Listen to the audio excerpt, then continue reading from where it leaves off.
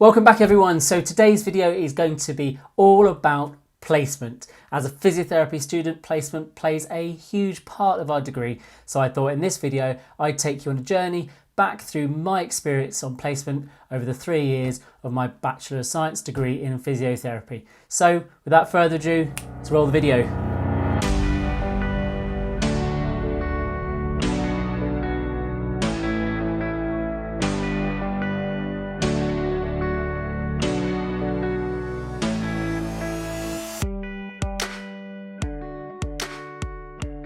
Okay, so let's dive straight into placements.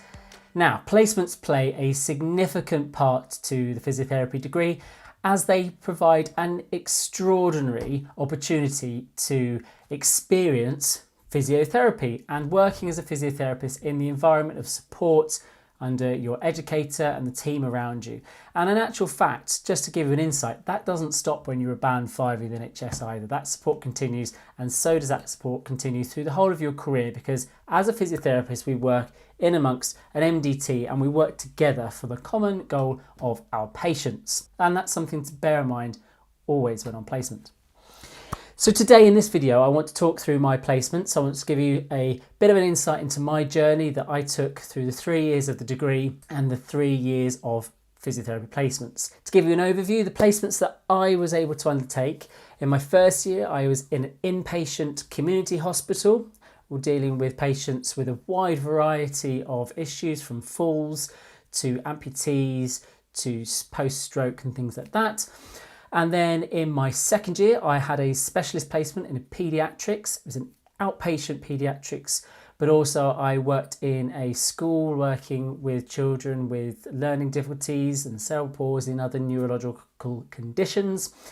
And my second placement in my second year was my first outpatient MSK placement. And in my third year, I undertook a inpatient acute hospital placement, specifically in intensive care. So I dealt with a lot of respiratory issues there. But also, again, like all of the placements, you deal with a wide range of conditions. And then my last placement was my final MSK outpatients. And that was just kind of bringing everything together in the third year.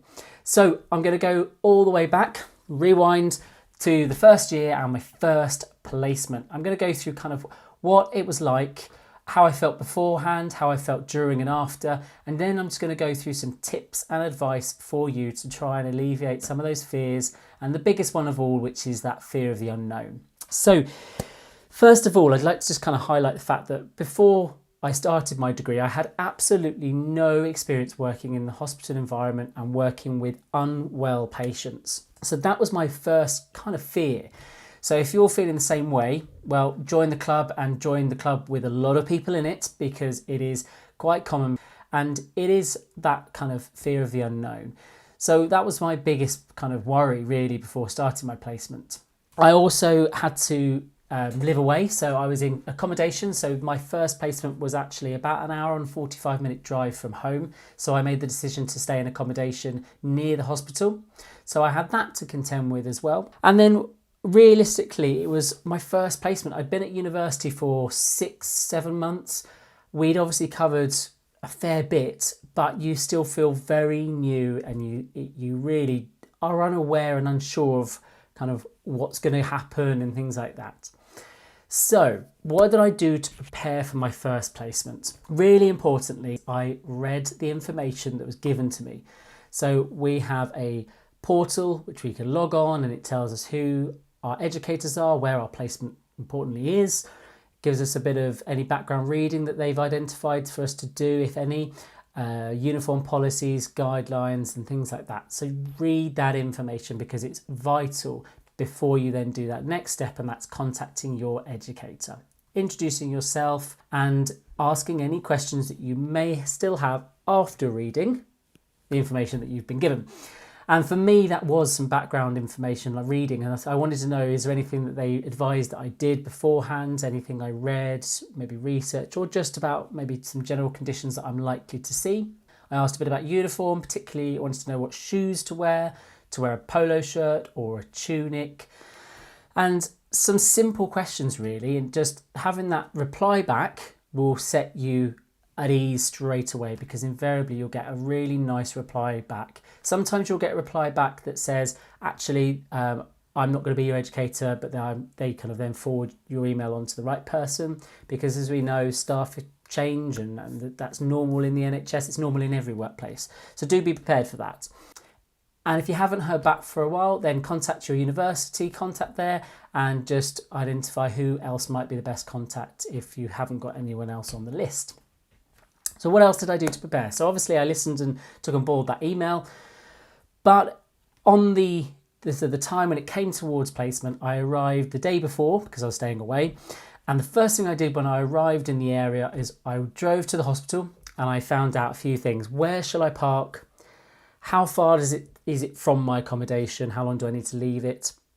Where from the car park do I go in the hospital? And that's something else, obviously, when you're finding out from your educator information, that's something key to find out. What time do you start and where do you meet them? Knowing that and literally having gone to the hospital, parked and walked around, that took away that unknown. So on Monday morning, when I needed to be there at 8:30 in the morning, I didn't have to worry about where to park and how long it would take me to get from the car to the main entrance and where that was. And that was really important, actually really helped me. So on my first day, I was absolutely petrified. And that is completely normal. And the reason we're going to be nervous, you're going to be nervous and I was nervous, is because it means something to you. You care, you're doing this degree that you hopefully love, and to become a professional, a healthcare professional as a physiotherapist, a job that you will, I'm sure, love. So it means something to us. So nerves are fine. It's about taking those nerves and harnessing them. So on arrival, as I said, I'm really nervous, but as soon as I walked through the door of the entrance and said who I was, they were straight away so welcoming and so kind. And it made me realise that I wasn't the first student that they'd had. So they knew, the whole team that was there knew, physiotherapy student, they're going to feel worried, they're going to feel nervous, they'll be a bit anxious, they won't really know what to expect. They know all of this, it's not new to them, so they know how to make you feel at ease. And then when my educator came in, same thing. They were really, really nice, really friendly and really supportive. And it just reiterates how supportive our profession is, because we all want each other to succeed, and that's no different when you've got your educator. And my first day really was about making me feel comfortable. It was about showing me around the wards. It was me introducing me to certain people and who they were. And I'm pretty sure every 15 to 20 minutes, my educator said, don't worry, we're not going to test you on this. You're not expected to remember everything, because there's a lot to take in. A lot gets thrown at you that first day or two, and even the first week, that you feel sometimes, how am I going to remember all of this? So one of my pieces of advice is to get yourself a notebook, something maybe even you can put in your pocket. You can buy small little notebooks that are no bigger than the size of your phone, and you can put that in your pocket with a pencil or pen, and you can just pick that out and take notes. Just a quick one on that, make sure you don't take any confidential notes, or if you're worried that you might do by accident, leave that notebook at the hospital, ask your educator where safe to keep it, and never take it home, and at the end of the placement you can shred it in confidential waste. So it is about absorbing the environment you're in and just taking it all in, but just trying to relax, and your educator will reiterate that. And then as the time goes on, you'll be asked if you want to start doing some things. And for me, on my first placement, after a few days, my educator asked me that question, and it turned out really that my starting point was the subjective assessment. So a new patient would come in and the physiotherapist would then carry out an initial assessment, and I would start, and my educator got me started with just taking a simple bit of history from the patient. And then that progressed over the course of the placement for me to then start taking on some objective assessments. I did a few neuro assessments. I got to practice using my reflex hammer and things like that, all under the support of my educator or one of the other members of staff. And another thing that really stuck in my mind was the support I got from other members of the team, and particularly the physiotherapy assistants. They were invaluable because you worked with them and their knowledge was there was so much that they knew, and you could ask them questions, and there was a little bit you were a little bit more relaxed because they weren't your educator and you were thinking they weren't assessing you. But one thing I would just kind of remind you on when you're on placement, that everyone you're working with, the impression you give to them does feed back to your educator. So, be nice, be kind, be professional, be smart, all those sorts of things with everyone.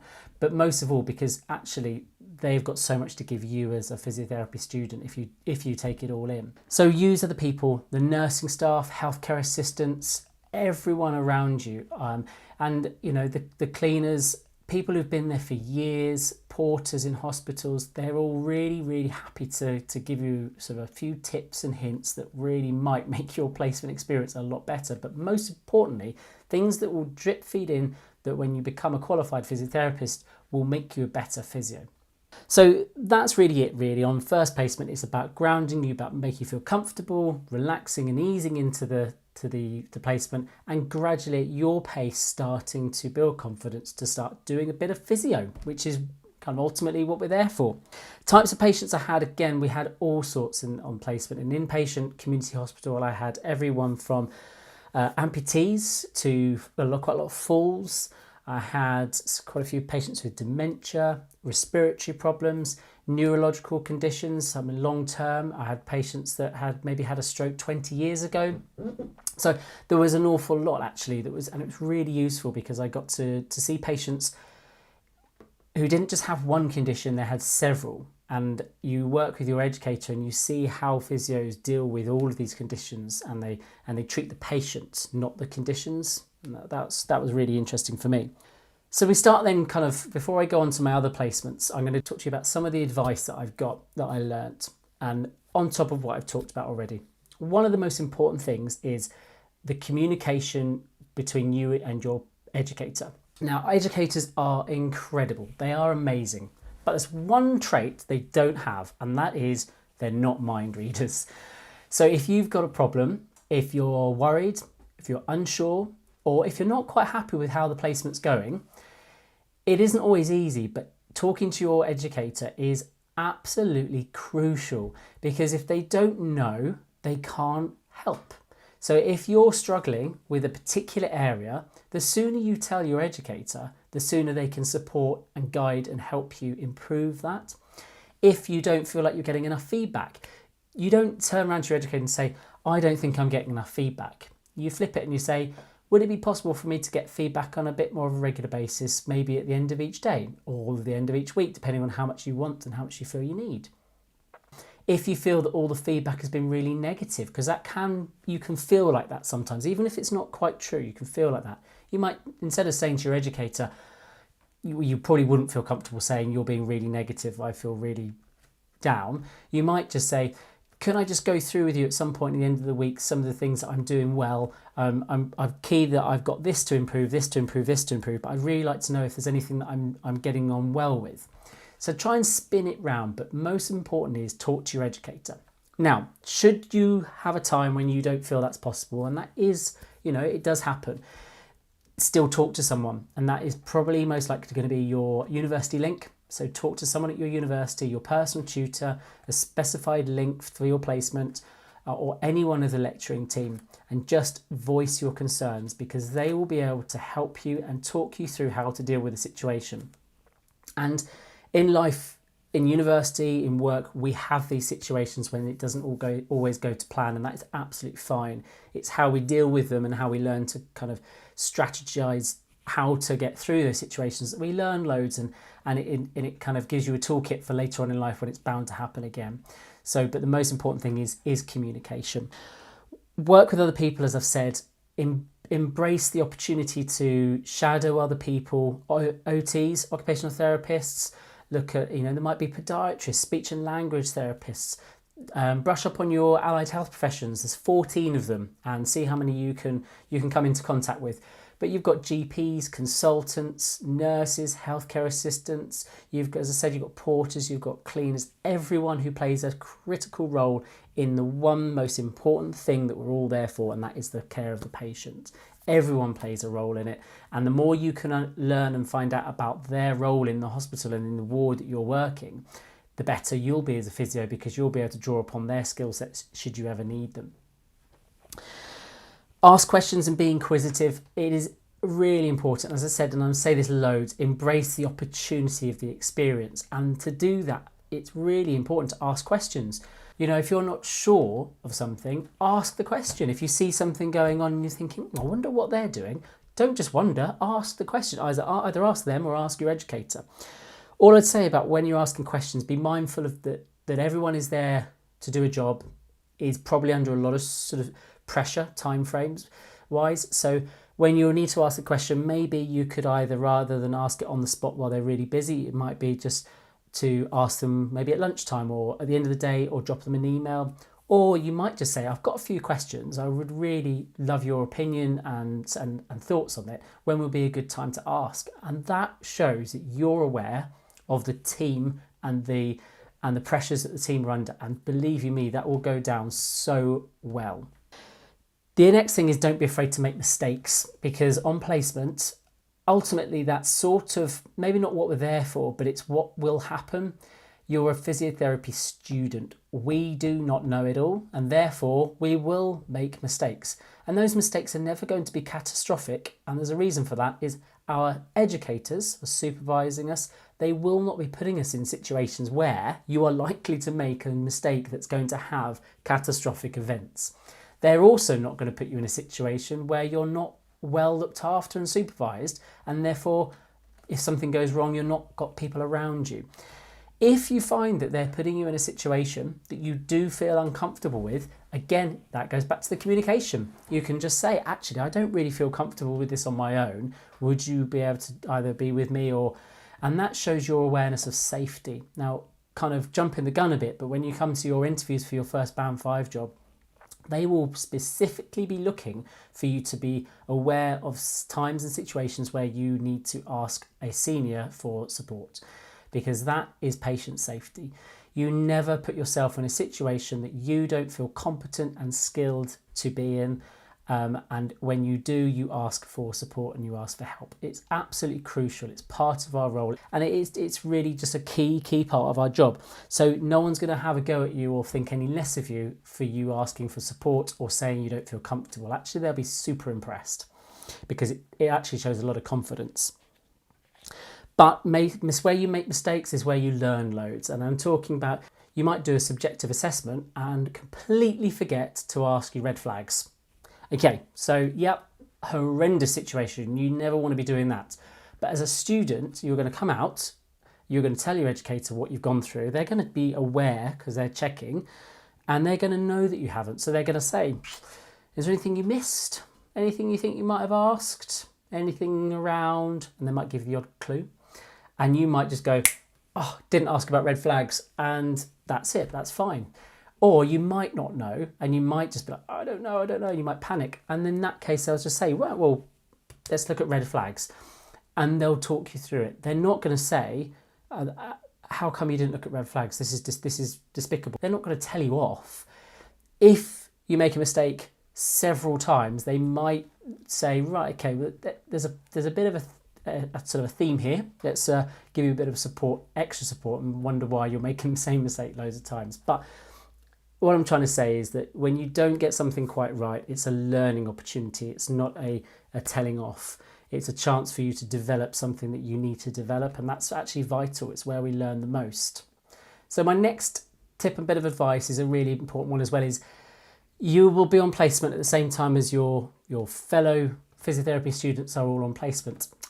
One thing you must never do is compare yourself to others. And we've all been there and we all do it. It is actually kind of human nature, I suppose. But there's a few things to bear in mind. They will be different in terms of they're a different person. They will be at a different stage, maybe in their learning, although you're in the same year. We learn differently at different stages. They'll be in a different setting, with different patients, with a different supervisor. And you just don't know what is really going on. So comparing yourself to other people and their development is very dangerous, because you just don't really know in actual fact what's actually happening. It may appear that they've done a full assessment on their own. Well, did they really? Do you know that for sure? And do you know the patient? Do you know that they're actually that they're supervisor wasn't with them the whole time. So just be careful about comparing yourself. Concentrate and focus on what you're doing in your placement, because that's what matters.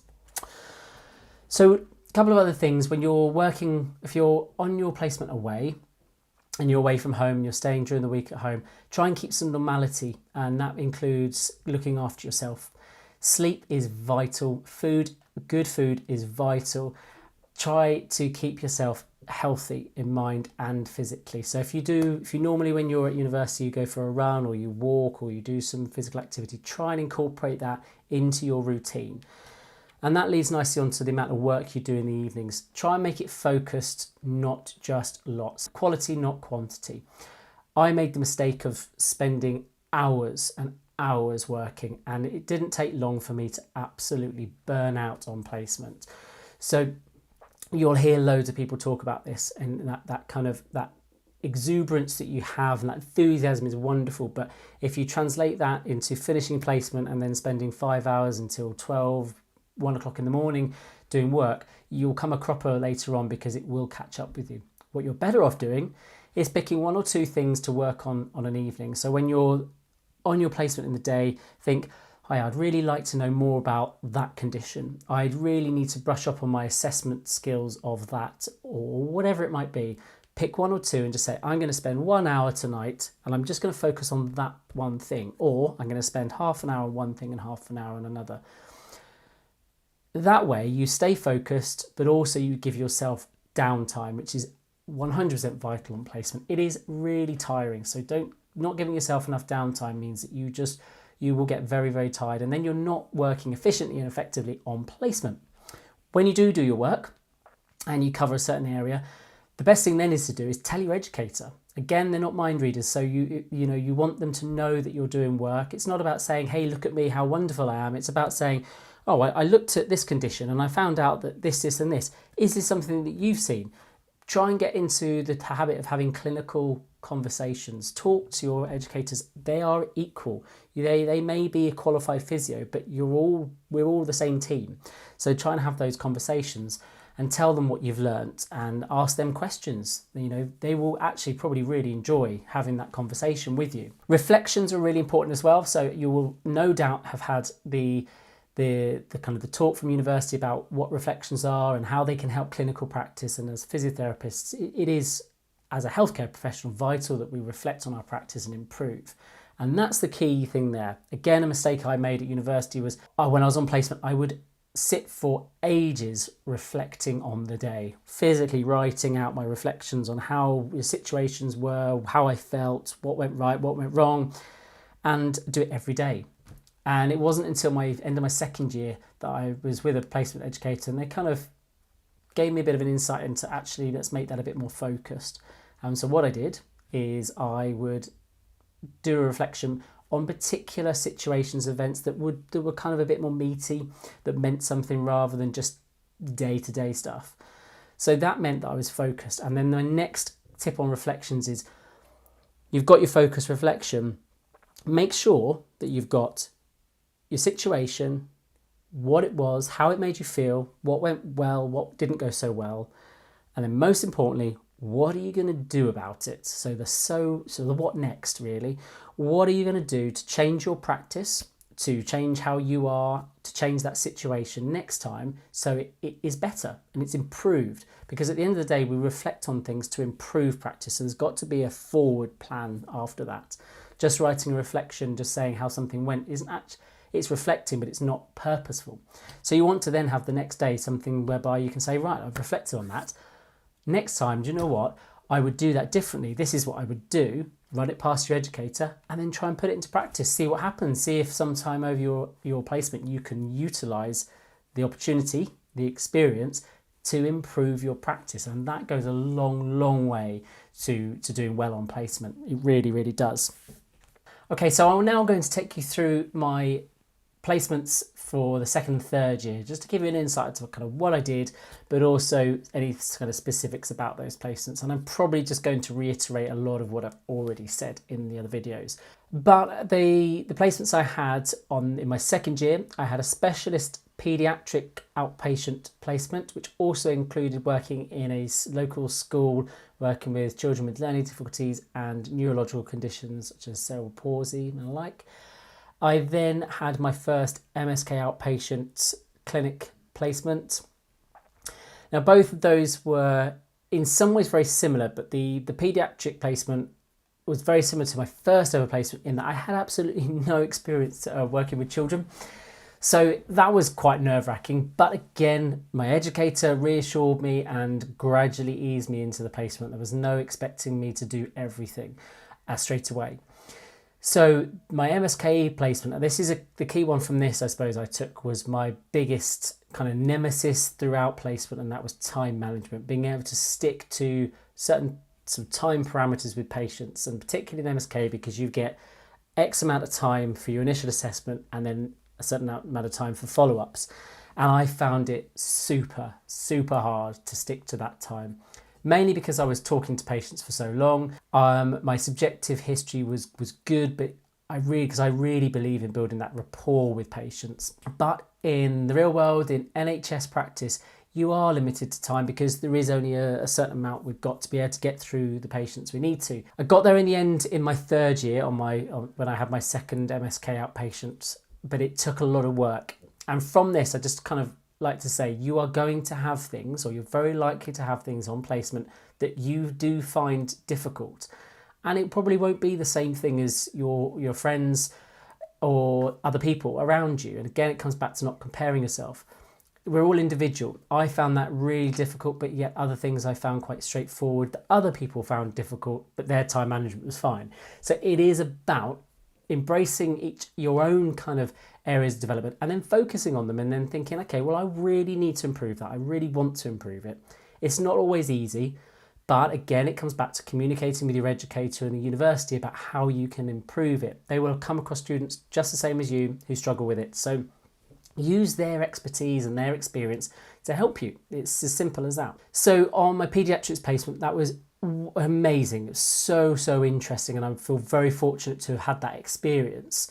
Now, interestingly, it probably showed me that maybe it's not an area of physio that I'm going to go into. I found it fascinating, but it just wasn't necessarily for me. But I learned so much, and the team were amazing, really laid back, but so professional and so knowledgeable. So it was just nice to be in a specialist environment. Going into my third year, you do notice a difference on placement in third year because there is a little bit more of an expectation that you can do certain things. You've done a lot in the 2 years or 2 and a bit years leading up to that placement. But that's not to say that they're expecting you on your first day to go straight in and assess, treat patients off and on your own. It just doesn't happen like that. And in fact, it doesn't necessarily happen like that as a band 5 either. So on your third year, it was very much the same as any of the other placements. You're eased into it, and they take your capability and your skills and your knowledge into account when they get you to do certain things. Remember, they need you to be safe, so they're not going to get you to do something that they don't feel you're capable of, or if you're not capable of doing safely. So on my third year, I had the first placement on my third year was an inpatient acute hospital. I was working in intensive care, so as you can imagine, I was really quite nervous. And I spoke to my university about it a few times, and they all said the same thing. Intensive care is one of the safest places to work because you have everything you need to know about that patient in front of you on monitors, and things will beep if things aren't right. And that scared me though, because I don't want something to beep at me. But they told me, it's actually a really safe environment. It's great. You've also got more consultants and doctors and nurses specialise in that area around you than anywhere else in the hospital. So it's a very safe environment. I'll be honest, that didn't really put me at ease that much because in my head, I was still worried. So it's one of those things that you have to experience it to kind of believe it. And literally the second day, I saw exactly what they meant. And by the end of it, that placement, I was more nervous going to see patients on the wards that didn't have all the monitors and all the beepy things because I didn't know what was going on with that patient. Something could be going wrong and I wouldn't know about it. It wasn't, but you have that kind of feeling. I got very used to the safety of intensive care, which is weird because before it I had totally the opposite impression. Again, it was an amazing experience, and you just you open up your eyes to all the experiences and the possibilities as a physio. And I started this degree kind of really only knowing about MSK, and all of a sudden you find out that physios do so much more, and they work with some incredible professionals, and it's an incredible profession in itself. So my final placement in my third year was my final MSK Outpatients, and back to haunt me was my nemesis of time management, but this time I really had to focus, and I found it very hard. I did find it hard because I was struggling to improve, so I really had to work with my educator, and they were great. And it's because I had that communication with them that I was able to improve. I think without it, I would have struggled. They facilitated me to find ways to improve that time management. They didn't just give me all the answers, but they highlighted things that I could potentially work on and get to grips with. And it really made a big difference. On that placement, again, I was running some groups, and as a third year, it's something they do expect you to do, is run kind of exercise groups on your own. So I had a lower limb class, a knee class, I think it was actually, particularly, and then there was a back class, and they were great. But I wasn't put in those situations without the tools to do it. They made sure that I was comfortable, but there was, right from the beginning, there was a kind of expectation that this is what you will do by the end of placement. So I knew that from the get-go. So all in all, I think placements are just a phenomenal experience, and I've said the same thing throughout the whole of this video. Embrace it, take the opportunities, explore other professions, talk to other professions, but most of all, talk to your educator in the university. Keep those lines of communication open. Don't overburden yourself with work in the evenings. Make it focused and create yourself outcomes from what you learn. Tell your educator about what you learn, and come away from placement having realised what an amazing experience it is, and come away from placement feeling even more excited to be in a position that you're in right now, and that is on your way to become a qualified physiotherapist, the best profession in the world, working in one of the best organisations in the world, the NHS, and with the possibilities that are endless ahead of you. So it's super exciting, and if you're feeling really nervous and apprehensive about placement, that is totally normal, but try and find that little ounce of excitement, because believe you me, all those nerves you get when you go on placement, they do dampen down, and you realise that actually they're there to help and support you. So enjoy your journey, enjoy every little part of placement. And as always with all of these videos, if you've got any questions, pop them in the comments below. Use your university though, because they are in the best place and the best position to give you all the support and advice specific to your course and your placements. So without further ado now, I think I'm going to leave it at that. Enjoy and take care, and enjoy the best professional lives. See you soon.